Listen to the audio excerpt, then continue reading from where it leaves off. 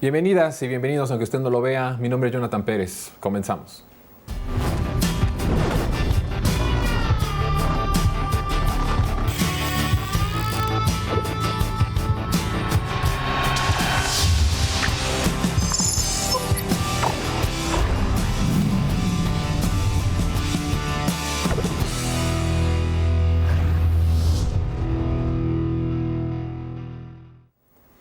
Estoy muy contento esta noche porque continuamos con nuestros especiales de fin de año y me da un enorme gusto que esté conmigo para charlar de muchas cosas mi querido Fabricio Mejía. Fabricio, ¿cómo estás? Muy bien, Jonathan. Aquí pues ya de Navidad, Para cerrar el año. Cerrando el año. Oye, yo he dicho que en lo personal, desde mi punto de vista, eres el intelectual más importante en estos momentos en nuestro país. Y eso además me da mucho orgullo y mucho honor el que seas colaborador de este espacio y de este programa. Y nos honra muchísimo, Fabricio. Y quisiera empezar por ver cómo son o fueron los inicios de Fabricio, tu formación académica, tu formación intelectual, tu formación cuando estabas en la universidad. Cuéntanos un poco sobre eso. Bueno, yo mi primer trabajo fue a los 15 años porque no había mucho dinero en mi casa y había que aportar. Entonces, yo entré, al primer medio que entré a los 15 años me invitó Miguel Ángel Granados Chapa. Por una serie de relaciones en la prepa, yo era amigo de alguien que lo conocía, etcétera, y me invitó a traducir del inglés los artículos de Jorge Castañeda y de Aguilar Sincer, de Adolfo Aguilar Sincer, en un semanario que él dirigía que se llamaba Punto, que era una de estas ideas de Miguel Ángel Granados Chapa. Siempre nos acordamos de su integridad periodística, de La Jornada, etcétera, de Plaza Pública, que fue su columna durante todo el tiempo, pero nunca de sus proyectos que eran completamente fallidos, pero que eran como entrañables precisamente por eso, porque nunca funcionaban bien. Punto fue uno de ellos. Era un semanario de opinión, en papel periódico, tipo tabloide, y pues no funcionó. Como él tuvo, por ejemplo, una idea de hacer una revista sobre fotoperiodismo que se llamó Mira, de donde salieron bastantes fotoperiodistas muy conocidos ahora, pero también fue un fracaso, una revista color, ¿no?, que tenía que costar 15 pesos, ¿no? Y luego me acuerdo que durante la Primera Guerra del Golfo, él ideó, ahí yo ya no participé, un diario vespertino para dar noticias de la guerra contra Saddam Hussein, en esa Primera Guerra del Golfo, que también pues fracasó rotundamente, pero ese fue mi primer trabajo. Y luego entré durante la prepa, por ejemplo, yo durante varios años, a partir de la experiencia del terremoto del 85, que yo estuve en las brigadas, digamos, de rescate, en Tlatelolco, en el Hospital General, en San Antonio Abad, etcétera. Entré en un estado de participativo y me dediqué también en la preparatoria a alfabetizar varios años. Era un modelo de alfabetización que duraba nada más 3 meses. En 3 meses tú podías enseñarle a alguien a leer y escribir perfectamente, y basado en el sistema de Paulo Freire. Y ahí, por ejemplo, pues coincidí, ¿quién lo diría?, con López Gatell, por ejemplo, ¿no? Gatell era un alfabetizador también, me acuerdo, en Michoacán, lo conocí. Estaba el gobierno de Cuauhtémoc Cárdenas como gobernador de Michoacán, y él permitía, digamos, que unos prácticamente niños, adolescentes, dieran clases durante 3 meses, y nos habilitó para vivir una escuela pública que nunca se me va a olvidar. Se llamaba Eduardo del Río Ríos, ¿no?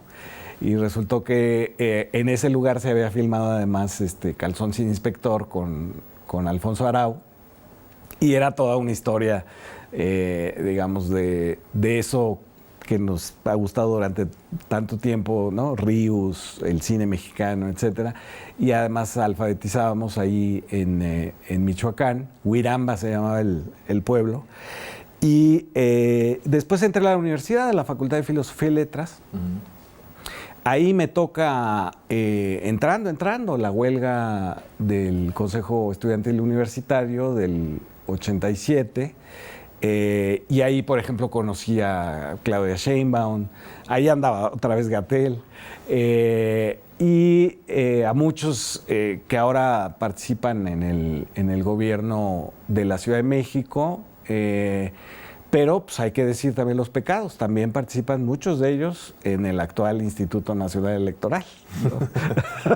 ¿A quién conoces del Instituto Nacional? Pues, ahí, por ejemplo, estuvo Ciro Murayama. No sé si Ciro Murayama. No sé si era representante oficial, digamos, del CCH Sur, pero sí fue muy participativo. Del lado de ya sabes que siempre ha sido de centro derecha, del lado del centro derecha ya en la Facultad de Economía.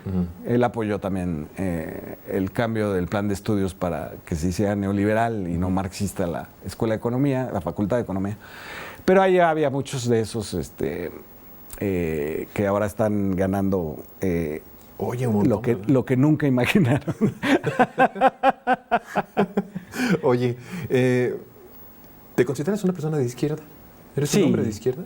Sí, ¿De izquierdas? ¿De izquierda de qué? De familia de izquierda, ¿no? O sea, viene esa formación de tu familia. Sí, es una cosa que yo he respirado, digamos, que ya ni siquiera me pregunto, ¿no? Son como resortes que tienes, ¿no? A favor de los más débiles, a favor de los pobres, que te indignen las cosas, ¿no? Eso es ser de izquierda. Como el resorte moral, digamos, de eso. Toda mi familia, mis tías, algunas de mis tías, mi tío del lado Madrid, digamos, participaron en el 68, pero también de Avándaro, pero también pues de esta indignación moral que le causó a muchas generaciones el PRI. Y luego mi mamá estuvo en el Partido Mexicano de los Trabajadores de Berto Castillo. Ahí, ahora que veo tanto a la gente que habla de energéticos, ¿no? De la reforma energética, de la soberanía energética, ¿no? Como Ángel Valderas, etcétera, pues de ahí vienen también, ¿no? De ese movimiento pequeñito que era el de Berto Castillo, que fundamentalmente era una izquierda asentada en la soberanía nacional, ¿no? Y sobre todo en el asunto del petróleo, ¿no? Y después, pues, sí, todos mis gustos, al igual que ahora que decía López Obrador de su gusto por los autores rusos, por ejemplo, pues yo también, ¿no? Que no porque sean rusos, sino porque Tolstoy y Dostoyevsky tratan de ese asunto, del asunto de los débiles, de los pobres, de los desesperados, ¿no? Etcétera. Y es un tipo de literatura que a mí me gusta mucho, ¿no? ¿Cómo llegas a la jornada? ¿Entras primero a la jornada y después al proceso? Bueno, obviamente sí, primero a la jornada, ¿no? Sí, yo entré a la jornada, yo fui a tocar la puerta. Yo siempre voy a ver quién me da trabajo. ¿Sí? Y entonces fui bueno, yo conocí a Miguel Ángel Grado Chapa ya, pero fui con Daniel Cassés, que en paz descanse. Y entonces él me dijo... le dije, oye, pues me publican una carta prácticamente cada mes, ya dame algo, ¿no? Que me paguen, ¿no? Como pagan en la jornada, además. No voy a decir nada. Un saludo a Carmen Lira. Y entonces me dijo, ve a ver a Roger Bartra, que en ese entonces era de izquierda, y dirigía La Jornada Semanal, que era una revista que venía insertada en el periódico, de este tiempo ya también solo evocable de los suplementos culturales. Y me acuerdo que me publicó Bartra un artículo, y fue mi primero en La Jornada, sobre un poema dadaísta que habían encontrado en Veracruz. Y entonces era toda la historia de los que estaban en torno a ese poema que se había perdido en una travesía en bote de un surrealista dadaísta que pretendía llegar con un bote de remos del puerto de Veracruz a Buenos Aires. Por supuesto murió y el poema se perdió. Y todo lo que yo decía era cierto. Steven Cravan se llamaba el poeta, que era más boxeador, además de poeta, que sí se perdió en el Golfo queriendo llegar en un barco de remos a Buenos Aires. Lo único que no existía era el poema y yo lo inventé, pasó. Y todavía lo citan ahí. Ya sabes que los gringos citan todo. Entonces ya citan el poema ahí, ¿no? Entonces yo me lo inventé. Ese fue mi primera colaboración en la jornada, pero ya... ¿Ya pagado? Sí. Ya me pagaron. Fui y me sentía orgullosísimo de ese momento. Todavía lo hago. Ese momento, cuando salen mis libros, todavía hago ese momento de sentarme con el libro a respirarlo, a admirarlo. ¿Un tipo ritual? Como una especie de ritual de, bueno, ya esto ya está terminado. Bueno, en ese primer artículo yo tenía abierta la revista en donde estaba, porque eran columnistas así. Y la tuve ahí 2 horas admirándome, ¿no? Pero en realidad yo siempre he pensado que esas cosas no las haces por ego, ¿no? Las haces por compartir, y también para desechar, ¿no? Nunca más me volví a acordar de los dadaístas después de eso. Y a partir, digamos, de que Juan Villoro entra a la jornada semanal, a dirigir la jornada semanal, ahí sí ya columnas, tuve una columna de televisión, sobre televisión, en un momento de la televisión donde parecía que estaba cambiando, porque Pigmeno Ibarra había fundado Argos y estaban haciendo Nada Personal, que era una telenovela que tenía, además de innovaciones técnicas, digamos, cinematográficas, tenía una innovación fundamental que era que en la última parte, que era la que grababan el mismo día, había una referencia a las noticias del día. Entonces era esta telenovela donde salía Salinas de Gortari de espaldas, era un pelón con orejas, ¿no? Y era el mandamás del país.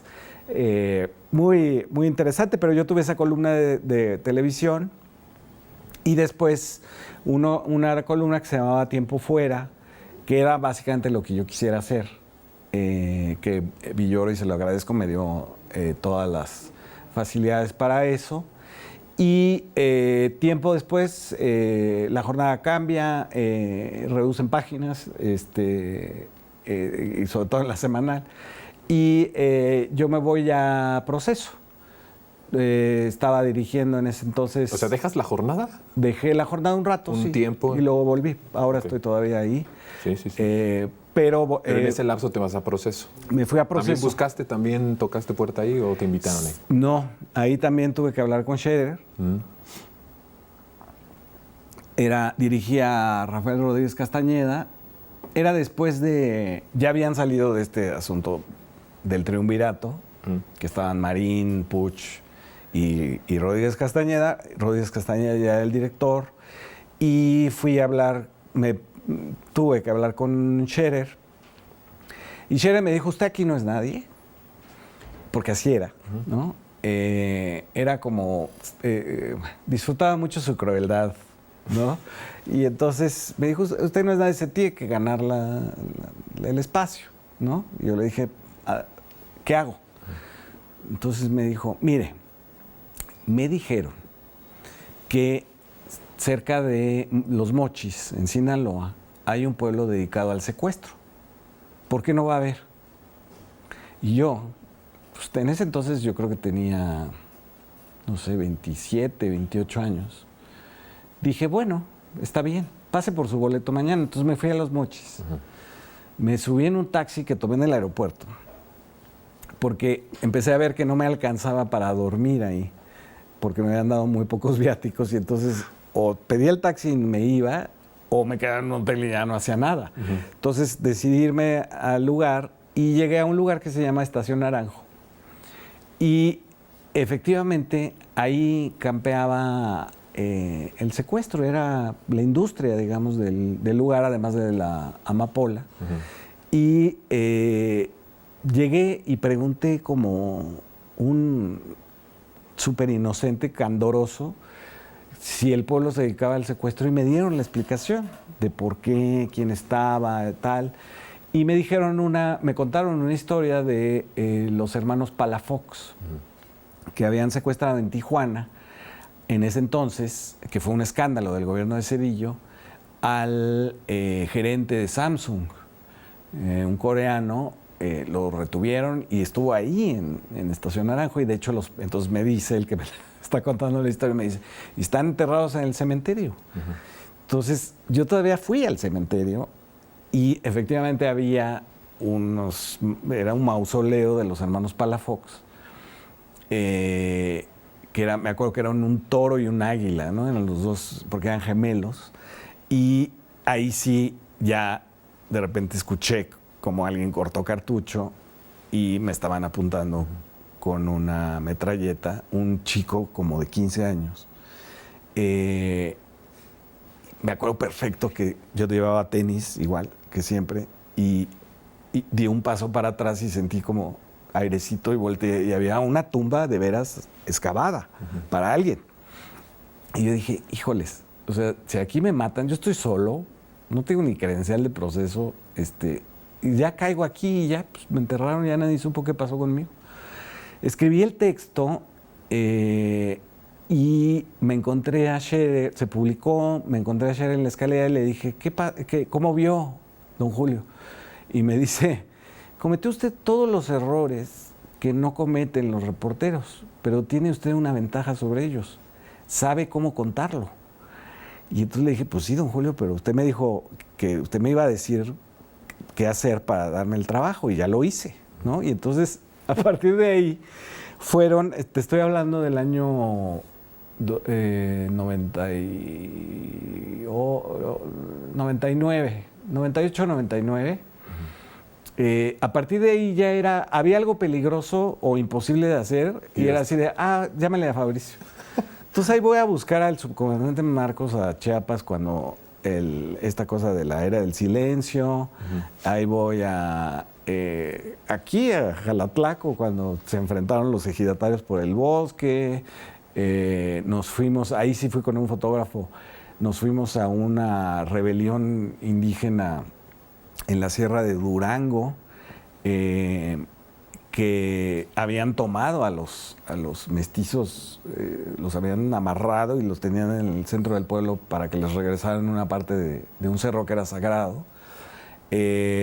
Y me acuerdo perfecto que además nos equivocamos, bueno, se equivocó el director, nos mandó primero en avión a Zacatecas, y dijimos, bueno, necesitamos llegar a tal pueblo. Y entonces nos encontramos un taxista muy valiente y eran 12 horas de camino. Y estuvimos 12 horas de camino de ida y 12 de regreso. ¿Con el mismo? Con el mismo.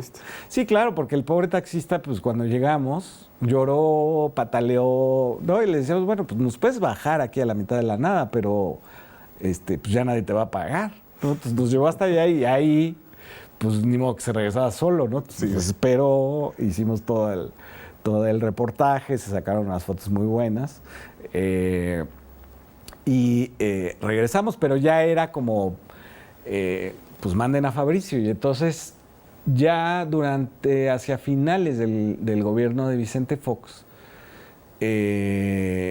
fui otra vez a Sinaloa y ahí sí ya le dije a don Julio, siento que las cosas han cambiado mucho en el país. Se está convirtiendo en mucho más peligroso andar solo, haciendo crónicas, y yo ya no lo quiero hacer. ¿Qué me propone? Y entonces empecé a hacer crónicas de la Ciudad de México, ¿no? Cosas como el pecero fantasma, cosas así, que es el primer consignado por el alcoholímetro. ¿Hiciste crónica de eso? Crónicas de eso, ¿no? Que resultó que era alguien con quien había alfabetizado, el primero que... no te pases. Que agarraron por inútil. Él venía él es cineasta, y venía de unos rushes, que estaban viendo unos rushes de una película de otro. Y entonces con ese mood, se había echado 2, 3 chelas, y con ese mood del cine y tal, de repente dice, él me lo contó, dice, pues veo luces en Reforma y digo, ay, están filmando algo, vamos a ver qué están filmando. ¿Cuál estaban filmando? Estaba el alcoholímetro y la tele estaba ahí filmando. Salió en todos los canales así de, mis derechos constitucionales, no sé qué, lo entambaron.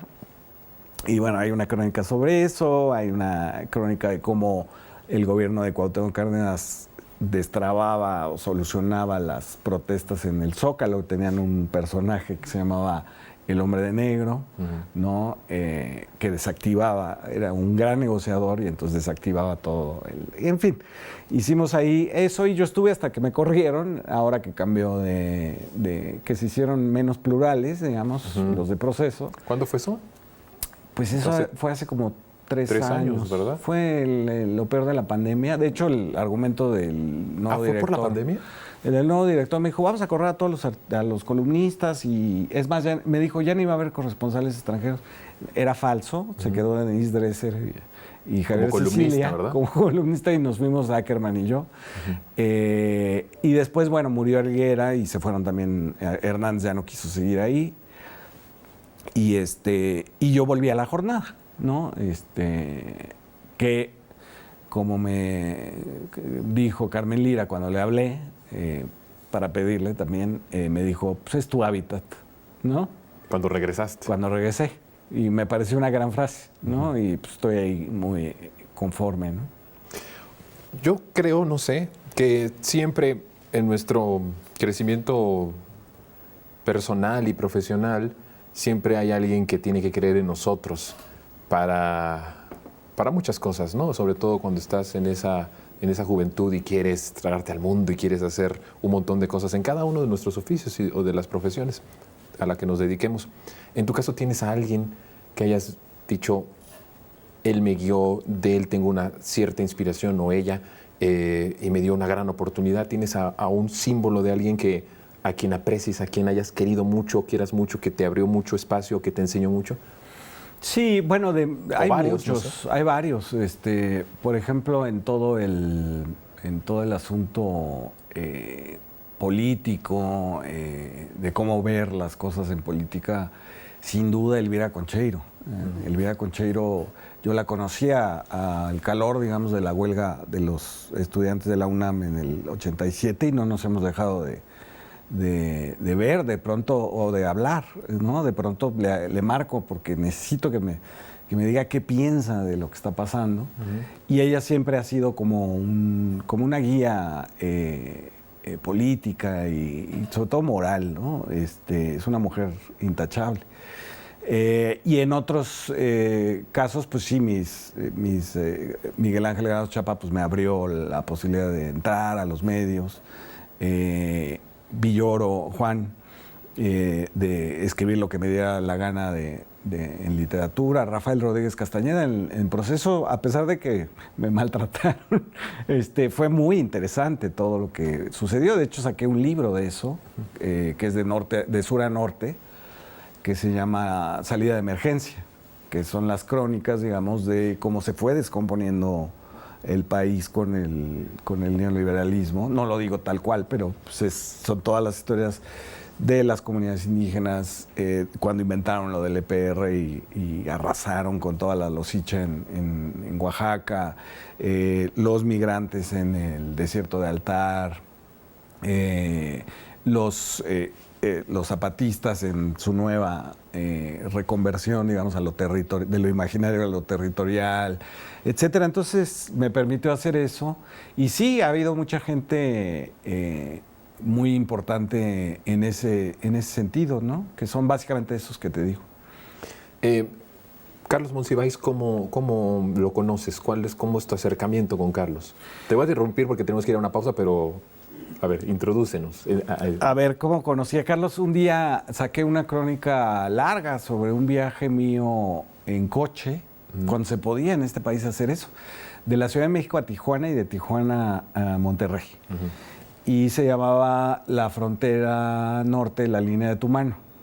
Y era pues, un recorrido por por el norte, digamos, ¿no? Y la frontera con los Estados Unidos. En un momento, me parece que es 89, un momento en que estaba cambiando porque el salinismo estaba haciéndonos socios de los gringos, estaba todo el problema de la inmigración, la maquiladora, todo eso, el agua contaminada, etcétera. Desde entonces están todos esos problemas y hice esa crónica, la saqué, se armó un relajo porque el entonces director del Colegio de la Frontera Norte, cuyo nombre no recuerdo, precisamente quizás por eso, porque se enojó conmigo, porque dije que las maquiladoras no eran una respuesta al problema de empleo en la frontera, porque pagaban pésimo, porque las condiciones laborales eran inmundas y no tenían seguridad social, no había ni siquiera un salario mínimo, eran puras mujeres, etcétera, es decir, estaba sobreexplotada la mano de obra. Lo dije, él sacó una carta en Excelsior diciendo que yo era lo peor de lo peor. Yo estaba bien chiquito. Y de pronto en mi casa de mi mamá, yo todavía vivía con mi mamá, suena el teléfono y me dice mi mamá, te habla Monsiváis.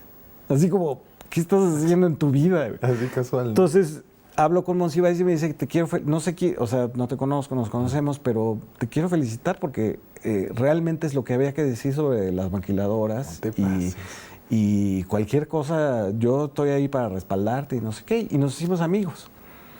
¿Qué sentiste cuando te dijo eso y que te habló? Bueno, para mí Monsiváis era... Seguramente. Pues era el intelectual de izquierda más importante de la segunda mitad del siglo XX. ¿Te interrumpo ahí para hacer una pausa? Sí. Seguimos con eso. Vamos a una pausa, regresamos.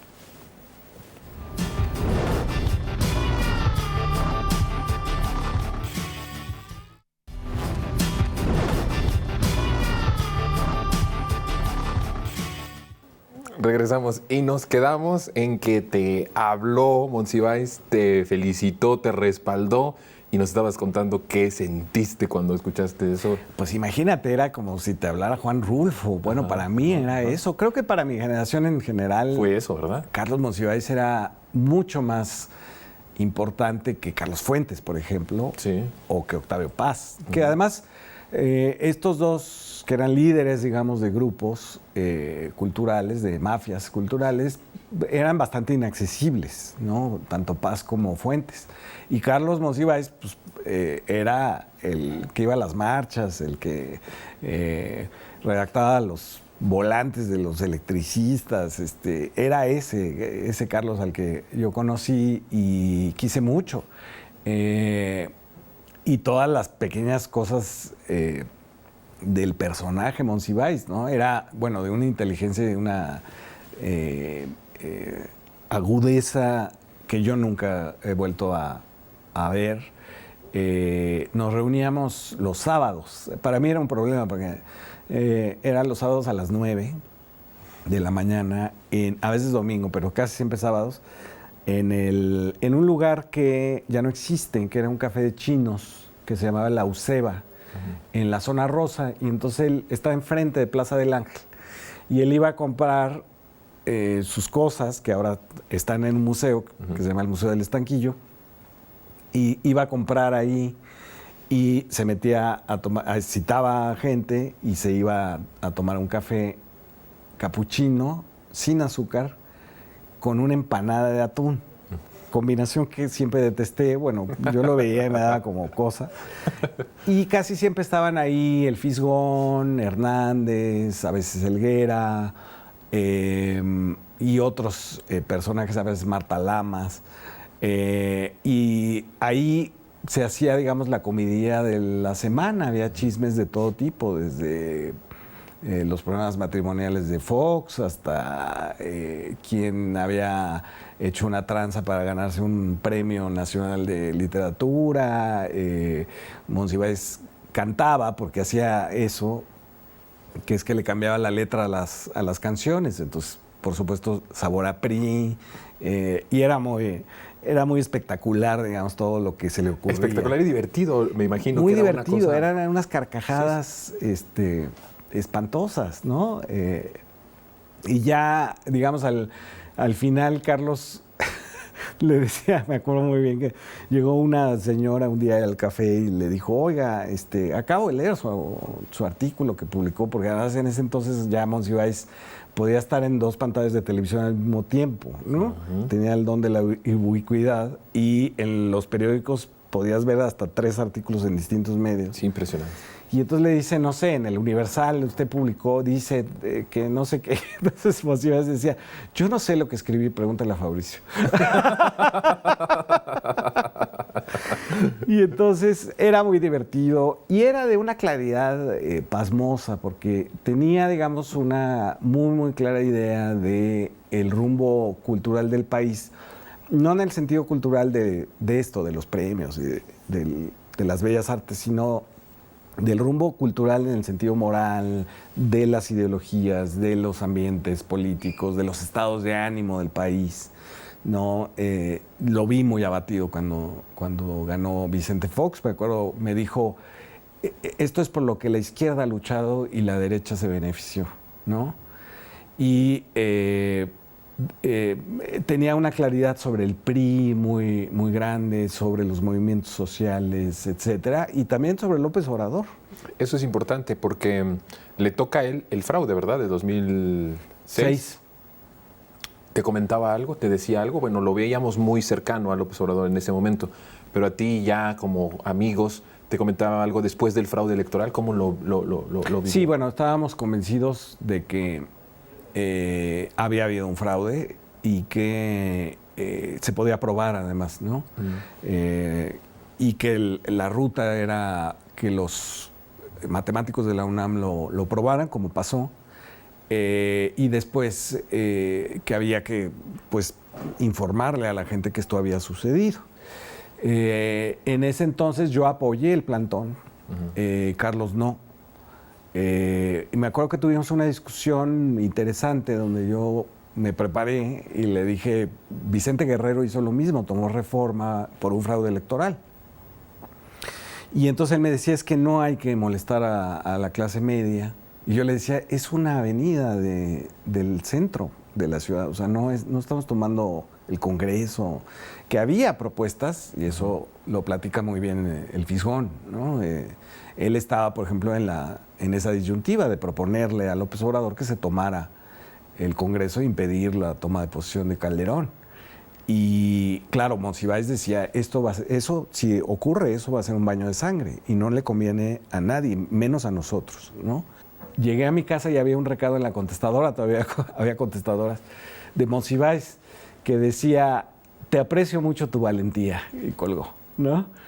O sea, porque pues sí, fui a defender el plantón frente a los que estaban diciendo que eso era una insurrección y, ¿no? Y que, ¿pero te arrasaron? No me acuerdo, fíjate, debieron de haberme arrasado porque era yo contra sí, 4, ¿no? Imagínate. Y luego también, y fui y me di una vuelta al plantón por esos días y sí, recibí el apoyo de la gente, pero pues ya había pasado el desastre de la televisión. Pero con Carlos siempre hubo esa posibilidad, digamos, se podía debatir, se podía ver ideas, porque él tampoco tenía como así de, hay que hacer esto, oía, escuchaba. Y de ahí su lucidez, ¿no? Porque sí escuchaba a una enorme cantidad de gente de distintos tipos. Sí. Todo el mundo llegaba a su casa. De hecho, yo decía, el signo de Carlos es que no tiene un buzón normal, ¿no? Hay un agujero en la pared, así, en la puerta de la entrada, donde cabe hasta una enciclopedia británica. O sea, pues, todo el mundo lo invitaba, ¿no? Impresionante, a mí me daba mucha cosa. Yo estaba estudiante, muy chico, y me impresionaba, por ejemplo, que saliera en La opinión de Carlos Monsiváis con Joaquín López Dóriga, por ejemplo, ¿no? Así es. Él estaba ahí con Poniatowska. Sí, con Poniatowska, así es. Ellos hacían eso y les pagaban muy bien, y Carlos siempre me decía, es que estoy mal, me decía, porque todo lo que gano lo invierto en figuras de luchadores, en libros que tienen una litografía que voy a rescatar, voy a tirar el libro y voy a enmarcar, ¿no? Me decía, ¿estoy tirando mi vida? Oye, Mauricio, pasamos a algo que nos vamos a ir de 2006 a 2018, porque Es creo que algo muy importante lo que sucede en el país en el 2018. Yo quisiera que tú nos dijeras qué fue lo que sucedió en julio de 2018 con el triunfo de López Obrador. López Obrador conecta directamente con la gente, porque es alguien que va a los municipios a oír, a proponer, y él va haciendo una cosa que es la articulación de todas las demandas que escucha por todo el país, las articula en un tronco común, que es la lucha contra la corrupción. Entonces, los que están luchando contra la privatización del agua, por ejemplo, en Veracruz o en Puebla, se engarza con la lucha contra la corrupción. Dicen, no, pues Fox puso al de Coca-Cola a cargo del agua, entonces, bueno, pues ahí está, hay que cambiar esto. Las comunidades indígenas del Valle del Yaqui, por ejemplo, ¿no? Que no les han restituido las tierras, no sé qué. Es que los gobernadores están en colusión con las mineras, etcétera, y entronca con la corrupción. Y entonces arma un movimiento que básicamente es un movimiento anticorrupción, con todas las demandas articuladas en torno a esa idea. Y gana aplastantemente. Según yo, tampoco subimos cuántos votos reales tuvo López Obrador, porque se me hace que sí hubo un intento de fraude. Esto... No me digas que desde el INE. No, Fabricio. Bueno, como decía Pablo Gómez el otro día, antes se hacían los fraudes desde el órgano electoral, ahora nomás se permite, ¿no? Entonces, eso sucede. Y entonces, claro, llega este hombre a la presidencia de la República con un plan, que eso nunca nos había pasado. Tiene un plan donde él quiere llegar a ciertos objetivos, que son sus 100 compromisos, y para hacerlo tiene que hacer política. Y hace un tipo de política que tiene que ver todo el tiempo con su referencia al pueblo que lo apoyó.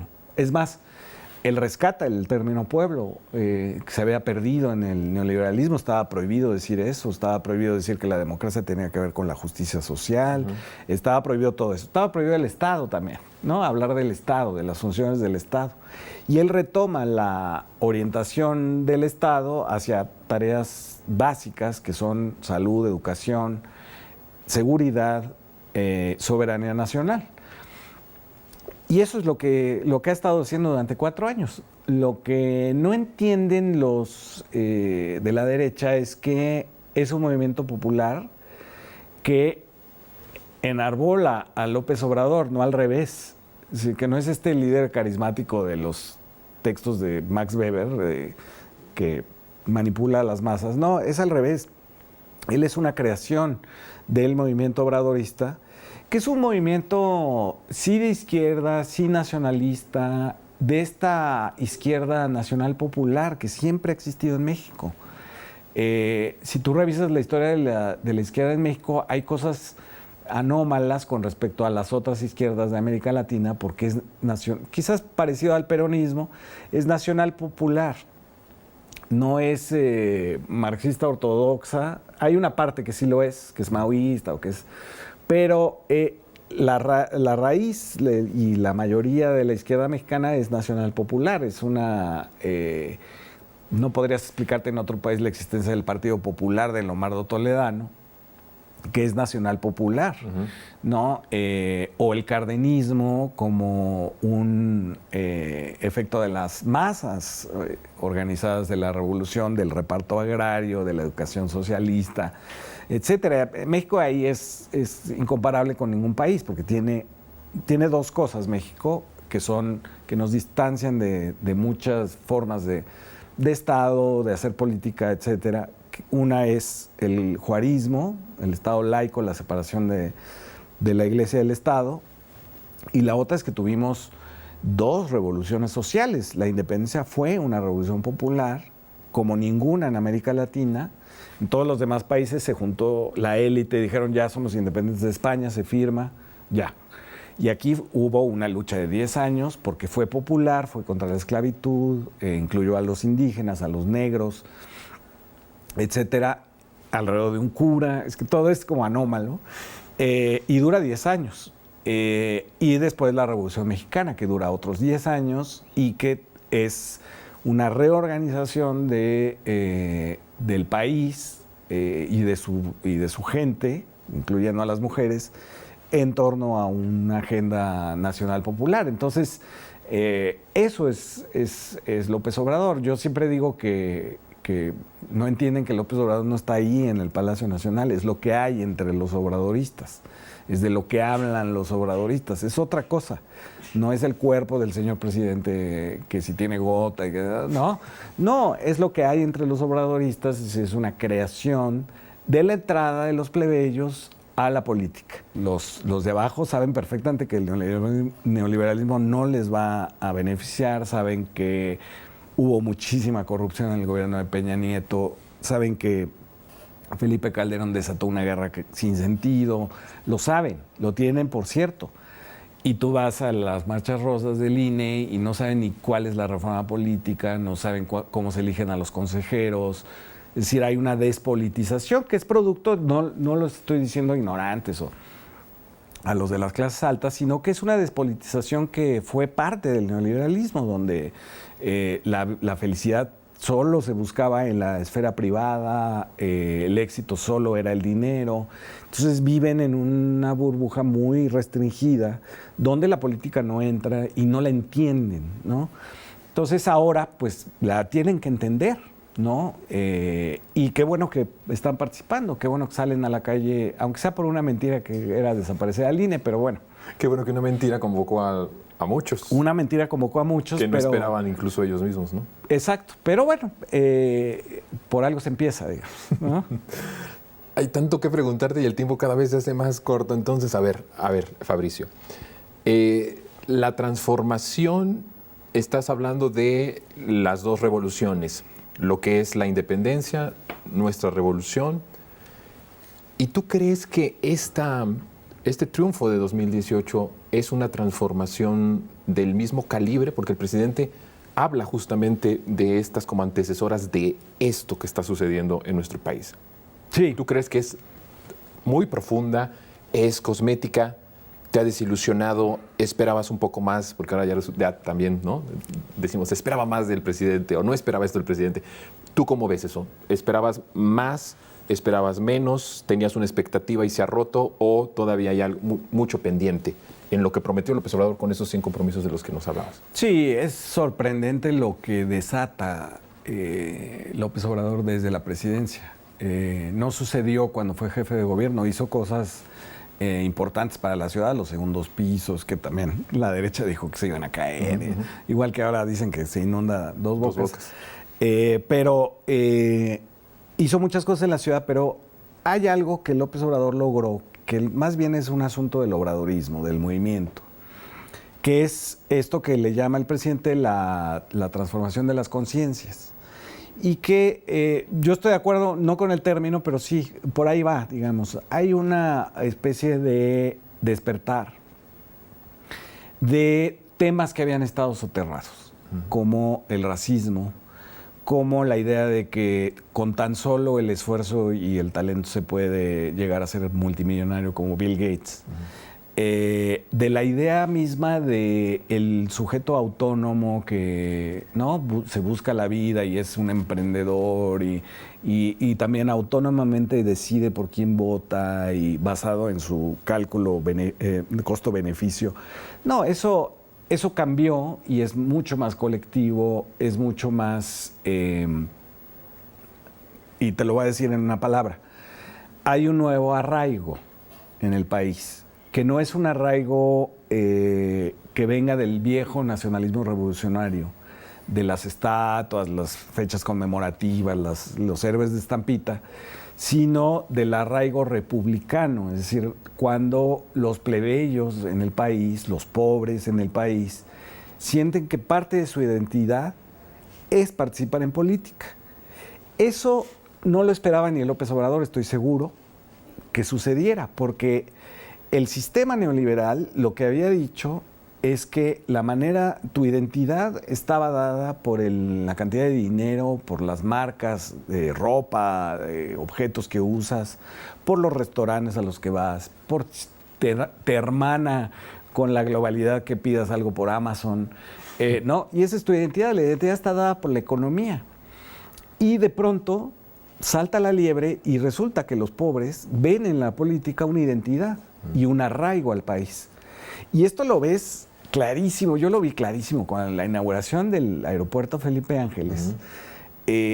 Había un orgullo de que se haya construido en tiempo récord, sin deuda, y que lo haya hecho el ejército, porque nos habían repetido durante décadas que los mexicanos lo hacíamos todo mal, que éramos improvisados, que todo quedaba horrible, ¿no? Que iba a haber goteras al tercer día. ¿Por qué? Porque se robaban el dinero, no porque seamos mal hechos. Entonces había este sentimiento de orgullo de haberlo hecho nosotros y para nosotros, ¿no? Y que no nos había perjudicado. Y cuando López Obrador fue a Estados Unidos, también vi ese arraigo allá. Esa idea, digamos, de por fin tenemos un presidente al que podemos admirar y que no le escupimos en la calle, ¿no? Esto a mí me pasó, y claro, en ese entonces pues estaba Felipe Calderón, me parece. Yo voy a Buenos Aires a un encuentro de escritores que se iba a hacer en Rosario, pero llegué un día antes a Buenos Aires y resulta que era el día del censo, y allá el censo no es que llegue un señor y te encueste, no, tú te encierras en tu casa y tú lo esperas a él no te busca, tú ya estás ahí. Entonces, todo cerrado y se había muerto Néstor Kirchner. Y entonces la gente salió a la calle espontáneamente, a la plaza. Y entonces yo me fui con ellos, no había otra cosa que hacer, no había comida, no había nada, ¿no? Y entonces me fui ahí en un contingente, me acuerdo, de la CGT, y yo les decía, no lo entiendo. En México, si un presidente se muere, expresidente se muere, la gente le da gusto. ¿Cómo es que quieren tanto a Kirchner, no? Y entonces me explicaban que el peronismo y lo que había hecho por la gente, Kirchner durante su gobierno, y que había aumentado los salarios, y que había tratado de resolver el problema financiero, etcétera. Y yo me regresé a México sin entenderlo, y dije, los argentinos están completamente mal de la cabeza. Bueno, ahora, con estas marchas del obradorismo, vemos ese arraigo, ese orgullo. Y no es en torno a la figura del presidente, no es el presidente como personaje, como persona, sino como personaje político de estos que estaban excluidos y que se sienten representados, no solamente representados, reflejados en López Obrador. Y ahí es donde la derecha no sabe qué hacer, porque creen que es como habla, creen que es ¿no? su color de piel, creen que él dice, es que es muy curioso cómo se comunica con la gente, ¿no? Es que él es parte de la gente, ¿no? Entonces, bueno, creo que el arraigo es este nuevo arraigo republicano, por eso digo republicano, no es nacionalista, tiene que ver con la posibilidad de participar en los asuntos públicos, en la red pública, tanto de México norteamericanos como de los mexicanos pobres, y creo que esa es una cosa que vale como una cuarta transformación. Es decir, los que dicen que no es equivalente a la reforma de la revolución están pensando en esta idea de la historia positivista, de decir, no, todavía no podemos decir porque todavía no pasa, ¿no? Y yo les diría lo que decía un historiador extraordinario, que era Walter Benjamin, un historiador de lo material, que decía, cuando se crea lo real, se ve que siempre ha sido posible. Entonces, cuando se crea la cuarta transformación, cuando se nombra la cuarta transformación, reconocemos todos que siempre fue posible. Es ahora sí que estamos terminando, todavía tenemos unos 4 minutitos, pero yo quisiera que en estos 4 minutos, Fabricio, nos hablaras un poco de un factor que a mí en lo personal pienso que es fundamental y que en la historia en América Latina se convirtieron en la principal amenaza de una sociedad que se decide a transformar y a transformarse a sí misma. Y son los medios de comunicación. Porque tú estás dentro de los medios de comunicación, Fabricio. Estás en la televisión pública, afortunadamente, pero también estás en los medios hegemónicos o en los medios masivos, electrónicos. ¿Cómo ves a la gente que está en los medios de comunicación? ¿Cómo ves cómo se han comportado justo a partir del triunfo de López Obrador? Yo creo que los puedes medir a los medios corporativos de comunicación en la pandemia. Reprobados. Cero en información. Es decir, difundieron noticias falsas, suspicacias, inferencias. Te pongo 3 ejemplos. 1, los medios de comunicación en algún momento empezaron a decir que el gobierno ocultaba a los muertos o que hacía pasar por neumonías atípicas lo que era COVID. Eso que vino de Felipe Calderón lo reprodujeron los medios sin ningún problema y cuando vieron que estaban equivocados no lo desmintieron, sí lo dejaron ahí correr. Dijeron que había vacunas buenas y vacunas malas, ¿no? Si venían de China no eran buenas, o de Rusia no eran buenas. Si venían de los Estados Unidos, sí, si tenían marca. Cuando se supo lo que había pasado con Pfizer, de que no habían comprobado nunca si evitaban los contagios, cosa que ninguna vacuna hizo además, no lo desmintieron, no hicieron nada. Causaron problemas incluso entre los profesores que habían sido vacunados con CanSino. Esta periodista Penilei Ramírez de Reforma dijo una barbaridad, jamás se disculpó, dijo que era efectiva en el 0.5%, pues mejor te inyectas agua o ya no te inyectas nada. Te ahorras el piquete. Y entonces eso sucedió y luego mintieron y mintieron semana tras semana diciendo que México era uno de los países que más muertos había, cuando era Estados Unidos, Inglaterra, Italia, España, ¿no? Es decir, ¿por qué mentir de esa manera? Porque su principal función, decidieron ellos, fue si le va mal a la 4T, nos va bien a nosotros. ¿De ese grado? A ese grado llegaron. Lo hicieron por distintas razones. Una, la más obvia, que es la que siempre comentamos, que es que los medios corporativos de comunicación no solamente son medios de comunicación, sino que son parte de empresas que tienen cárceles privadas, que tienen hospitales privados, que tienen o distribuidoras de medicamentos privadas y entonces generan agendas que deberían de decir pues, que tienen un conflicto de interés con ciertos temas, porque pues, el mismo corporativo tiene, además del periódico y el canal de televisión y la radio, pues un hospital, ¿no? Entonces, evidentemente no les vamos a creer cuando hablen de hospitalizaciones en el sector público o de que no se reparten las medicinas para niños con cáncer. Pero bueno, esa es una razón. La otra razón es una razón de índole, pues es muy atávica, digamos, por llamarla de alguna manera, que son estos periodistas que creen que vale lo mismo una opinión que otra y que ser balanceado es pegarle a todos, ¿no? O sea, porque dicen, bueno, el sesgo sería hablar bien de uno y hablar mal del otro. O no hablar del que me cae mal y solo hablar del que me cae bien. O no reconocer ningún triunfo, ningún éxito de los que me caen mal. Eso es por una parte. Pero luego están los otros que dicen, voy a repartir, ¿no? Y entonces reparten errores como si estuvieran en el mismo nivel, ¿no? Entonces llegas a cosas grotescas, ¿no? Como decir que un decreto de que se van a poner de acuerdo, ni siquiera era un acuerdo presidencial de que se iban a poner de acuerdo oficinas de gobierno para que se agilizara las obras. Eso es un golpe de Estado, según una analista, Denise Dresser. Y se puede hacer eso porque todo está en el mismo nivel, todo es falso, todos los partidos han sido lo mismo, todos los sexenios han sido iguales. Es decir, si no hay verdad y mentira, todo es mentira. Entonces tú puedes decir y mentir directamente. Eso pasó durante todos estos 4 años.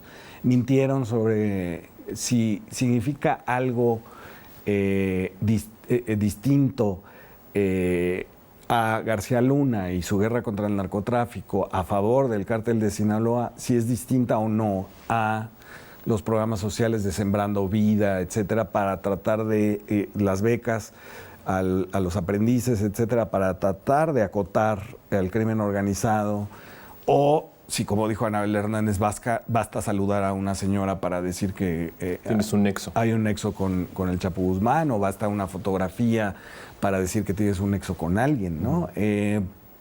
se degradó muchísimo el periodismo en esta época y me parece que la única buena noticia es que los canales de YouTube empezaron a tener mucha más audiencia precisamente porque está reprobada el periodismo corporativo, ¿no? Desde el que miente o el que tiene conflicto de interés hasta el que cree el absurdo de que la verdad es ponerte en medio. No, la verdad está allá afuera. ¿Por qué tiene que ser un asunto tuyo? ¿No?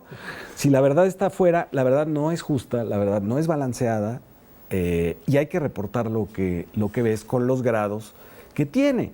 No es lo mismo la opinión de una dentista sobre el COVID que la opinión de la autoridad sanitaria mundial. No es lo mismo tampoco, y ahí sí, yo sí lo diría directamente, no es lo mismo alguien que está a favor de la cuarta transformación, que tiene el 80% de aprobación, que alguien que está en contra, que tiene solo el 20%.